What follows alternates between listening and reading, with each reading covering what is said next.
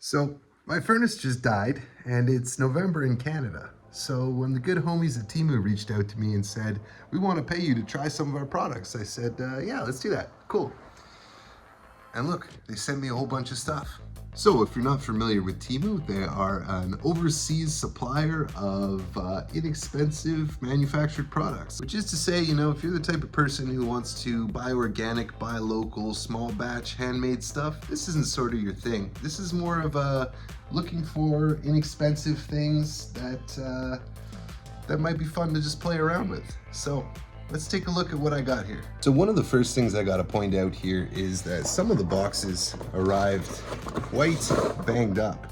And that's because they shipped it to me kind of in this, I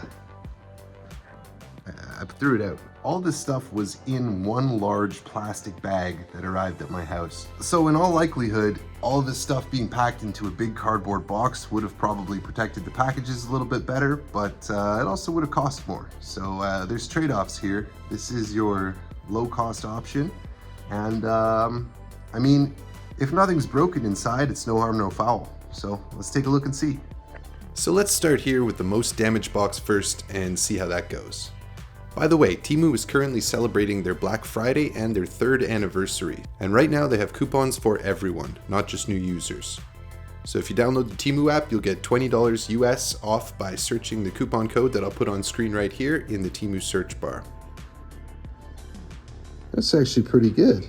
So as you can see, this is a 3D print, and I wasn't really expecting that. I suppose maybe I should have, but yeah, I mean, it's a very nice piece of 3D printed terrain. There are some visible layer lines, but really not bad. And overall, I'm pretty impressed. So I suppose this could be an option for those of you who don't have a 3D printer, who are just looking for some inexpensive terrain pieces like this.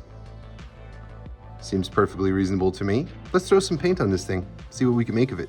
The first thing I do when I'm painting something printed is apply a coat of waterproof wood glue, which helps to fill in the tiny layer lines and make it less obvious that the piece has been printed.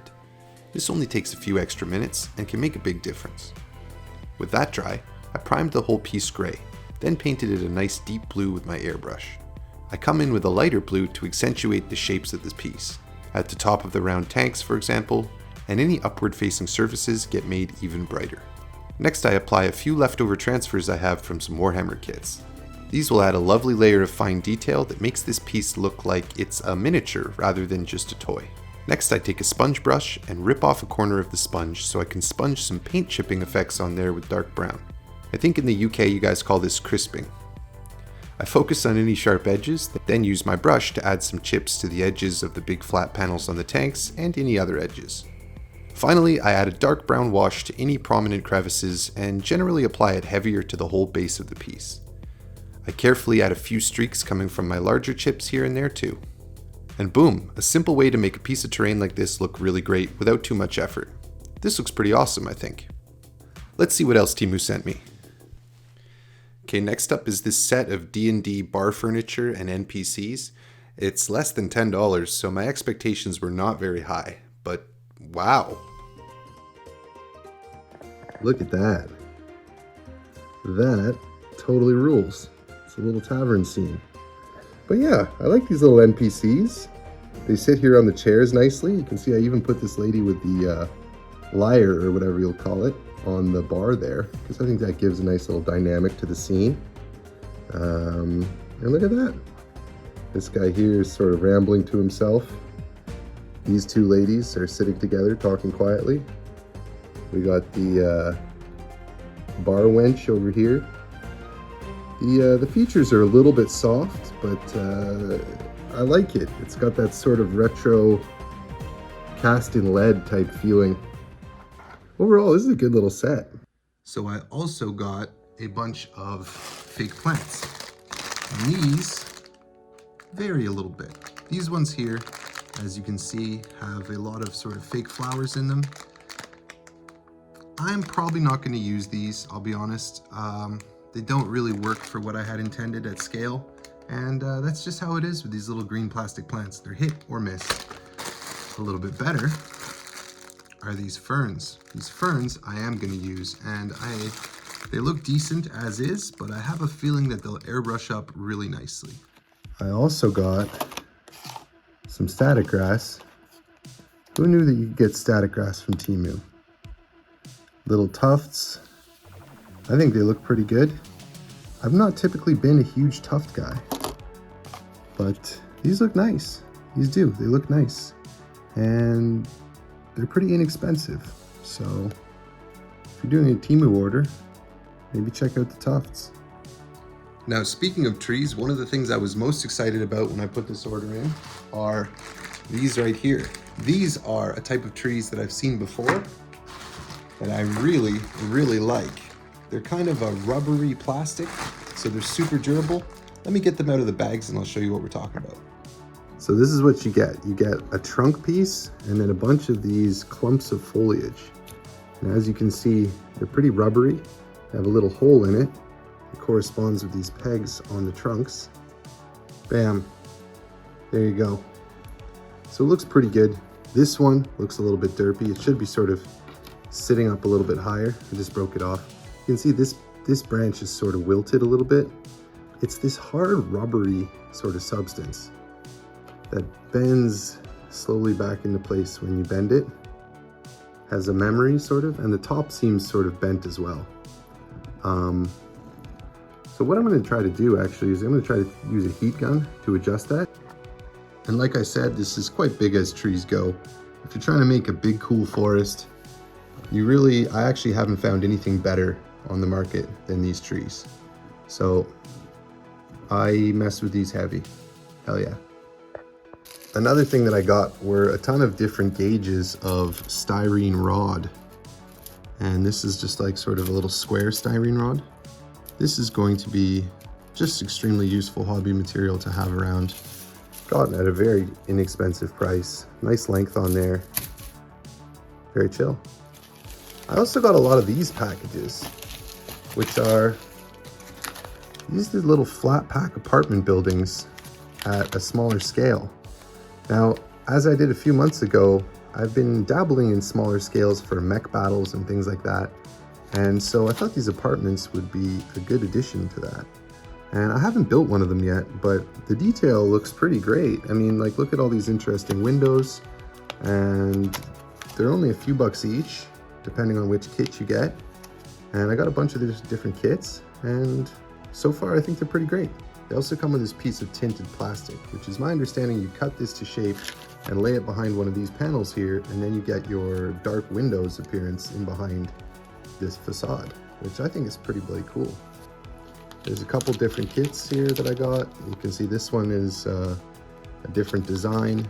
So apparently these architectural buildings are 90% off if you're a new user. And this is like Costco chicken level economics. I just can't wrap my head around how these things could cost $1.86. But I'm not complaining. Welcome to the global economy, I suppose. Stuff like this, just a bunch of styrene tubes. For a guy like me, that is extremely, extremely useful. And to not have to pay, you know, through the nose for these things makes a huge difference. Like, this is essentially a straw, except 10 times more durable, which, if you've watched any of the early videos on this channel, there's a zillion uses for these, making little pipes, making all kinds of things. So that rules. So this is one I was a little bit interested by.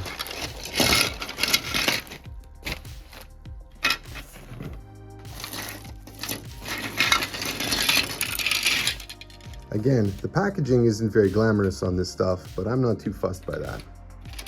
This is sort of a train station set that I never had any intention of building like a train station. I'm just looking at these little stairs right here, which I think are really cool. These are right about the exact scale that I'm looking for stairs. And as you can see, that railing is quite small relative to the height of the stairs. But if you turn them upside down like this, it's just kind of an interesting detail if you have some pipes running under there or something like that. I think that looks awesome. If I compare these to the stairs that I made recently on my Titan, you can see they're like pretty much 1-to-1 in terms of scale, which is phenomenal because this is the exact scale I like to use. So I don't know, I might even put these up on the Titan somewhere, doing something like this. Hell yeah. And speaking of the Titan, I've had a lot of questions about why I'm not working on the Titan after making a video saying I'm only gonna work on the Titan. Well, this is just a small detour and the Titan will be back in our next episode. As you can see, little detours like this often yield fruits that'll be useful to the long-term part of the project. And as I mentioned, I had to get my furnace replaced, which meant that I had to move the Titan to the other side of the studio, and they had to open up the ceiling above me here to run some exhaust pipes to the outside and stuff like that, which was a pain in the butt, which meant the Titan was out of commission. So that's why I wasn't working on the Titan. That's why I decided to edit up some older projects and to do this video, which is just to earn a little bit of extra revenue to help with costs at the end of the year, and Titan will be back next episode. So thanks guys for your understanding. Okay, here's one of the more involved kits. Comes all wrapped in bubble wrap and in its own box, which is nice. Let's open this up and have a look. All right, so now that this stuff is out of the bubble wrap, I see what's going on in here, and it's pretty cool. First of all, the buildings are a smaller size than the non-ruined versions that I got here, which is actually the exact size that I want, I think, where each story of the building is about 1 centimeter, give or take. So that's really cool. You also get some little cars, which kind of confirm the scale. You get these nice cracked ruined floors. This we can actually recognize as the same building stylistically as this T-shaped one here, but obviously in a much smaller scale. So that's pretty cool. We've got this little city block with painted lines on the road. Tremendous. And something these are lacking is instructions. Instructions. That's very useful. And it even comes with some glue, which I was not expecting. That's a nice surprise. I like this kid. He reminds me of somebody. Next up, palm trees. Hell yes.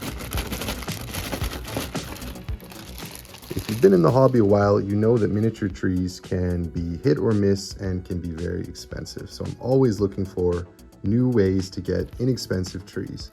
And these look great. The colors are a little bit wacky, but that's simply solved with a bit of paint. And you can see there's a layer line going up the one side there. I'll probably file that down or just scrape it with a knife before painting. And this thing looks a little bit bent and scruffy, but I guarantee this would look beautiful with a few shots of paint from the airbrush. And that's pretty exciting. This is enough to make really a full table of little oasis stands if you're doing a desert map or something like that, or if you're doing a beach board. This is enough palm trees for the whole table pretty much, and the price speaks for itself. Fantastic. And of course, boom, some of these columns. I'm always very happy when I see these. I guess this style of Greco-Roman columns on a wedding cake is going out of fashion because they're discontinuing these at baking stores everywhere, so they're actually kind of hard to find. These have so much potential for terrain, whether you're doing ruins or you're doing some sort of neoclassical facade for a city building, which I'll put a link.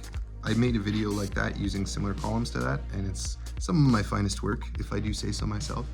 But yeah, love these, mess with them heavy. These are the same ones you get anywhere. I mean, there's probably one giant factory for these, and yeah, when I can find them, I'm happy. Okay, this is the one I've been really excited about, this aquarium rock.